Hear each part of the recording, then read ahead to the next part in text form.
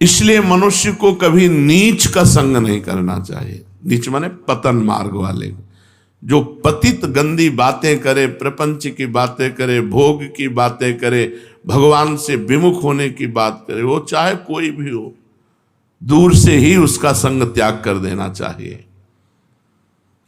साधु और असाधु में अंतर क्या है? बहुत बड़ा अंतर है। असाधु के संग से मोह बढ़ेगा और साधु के संग से ज्ञान बढ़ेगा। असाधु के संग से भोग बुद्धि बढ़ेगी और साधु के संग से योग बुद्धि बढ़ेगी, भगवान में योग। महात्माओं का समागम भगवान से मिलाता है और जो असाधु है, दुरात्मा है, ये नरक पहुंचाते हैं। क्योंकि नरक के 3 द्वार हैं, काम, क्रोध और लोभ। कामा, क्रोधा तथा लोभा तस्मादेत त्रयम त्यजेत। भगवान ने कहा 3 नरक के द्वार हैं। अगर इनमें से काम, क्रोध, लोभ कोई एक भी है तो हमें नरक पहुंचा देगा। तो वैसे तो हमारे अंदर है ही, अगर कुसंग हो गया तो और बढ़ जाएगा। त्रिविधम नरकस्येदम द्वारम नाशन मात्मना कामः क्रोधा तथा लोभा तस्मादेत त्रयम त्यजेत। ये आत्मा का नाश करने वाले 3 भाव हैं, काम, क्रोध, लोभ। और ये नीच पुरुषों के संग से, दुष्संग से इनकी वृद्धि होती है और ये क्रियात्मक होते हैं और हमें नरकगामी होना पड़ता है।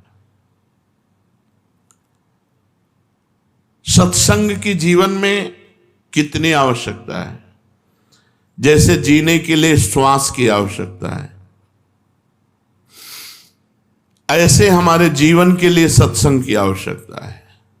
सत्संग नहीं मिला, 2 मिनट में ऐसी वृत्ति हुई, गंदा काम किया, आजीवन जेल, आजीवन जेल। बस 2 मिनट संभालना था बुद्धि को, नहीं संभाल पाए और ऐसा कृत्य हो गया, ऐसे आचरण हो गए कि थू थू और संसार में चले गए। ऐसा क्यों हुआ? क्योंकि सत्संग से रहित बुद्धि है।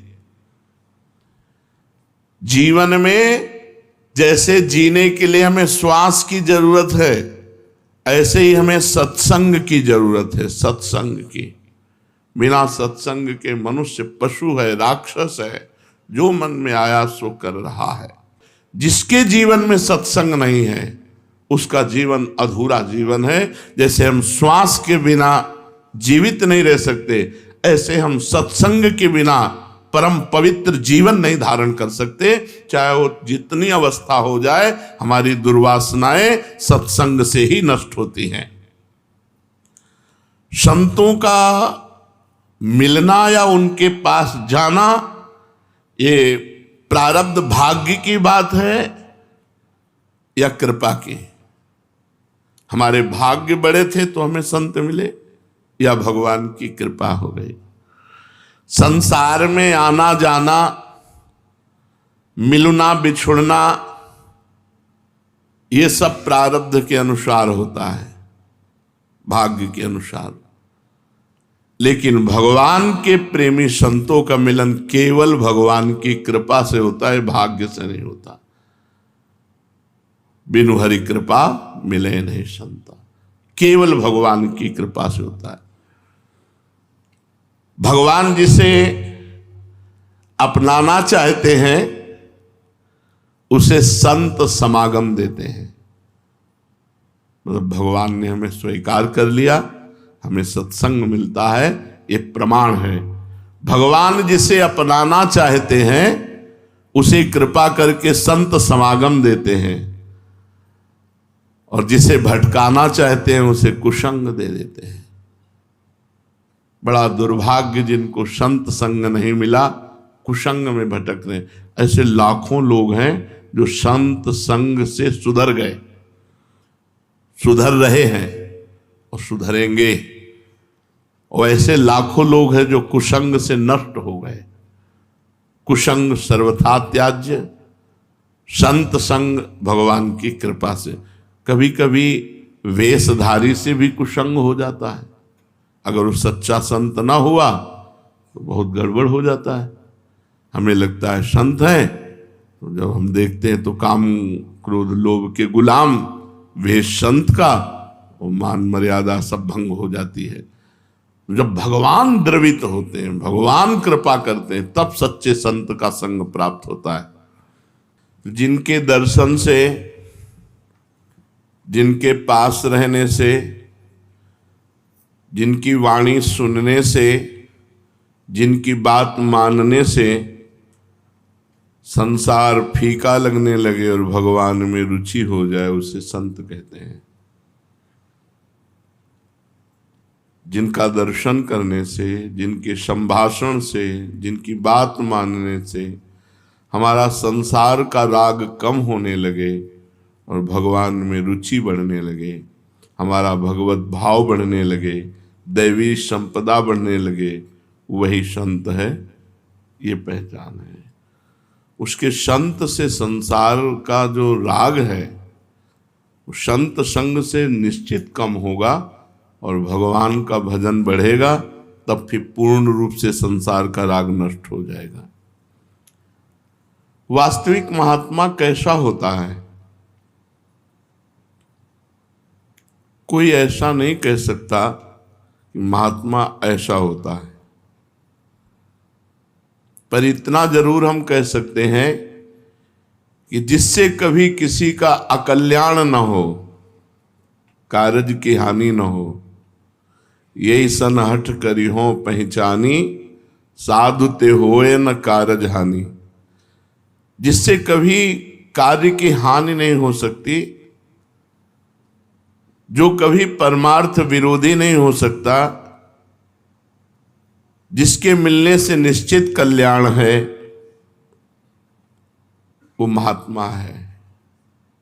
जो त्रिगुणातीत विकारों से परे है वो महात्मा है। जो द्वंद्वातीत है वो महात्मा है। जो चराचर जगत में अपने भगवान को देखता है वो महात्मा है। जो नित्य आत्मा में स्थित है वो महात्मा है।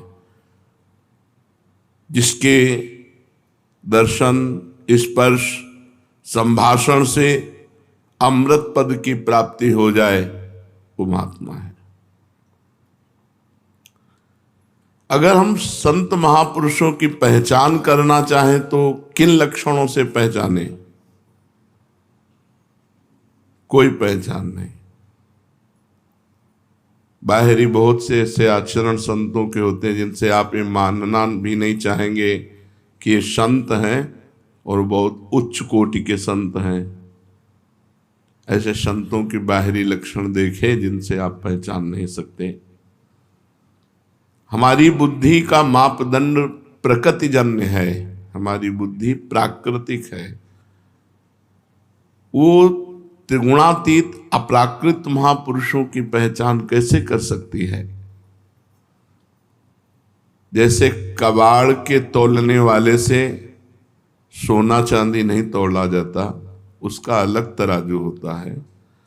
ऐसे एक कबाड़ी बुद्धि महात्माओं को कैसे तौल सकती है कि कौन महापुरुष है, कौन कुपुरुष है?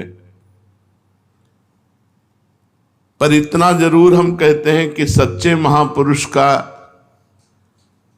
यदि अनजाने में भी संग हो जाए तो निश्चित उसे भगवत प्राप्ति होगी। देवर्षि नारद जी ने कहा, महासंगस्तु दुर्लभ हो, महापुरुषों का संग दुर्लभ है, पर अगम्यों, उनका निर्वाह कर पाना कठिन है। अगर निर्वाह कर ले गए तो अमोघस्य निश्चित भगवत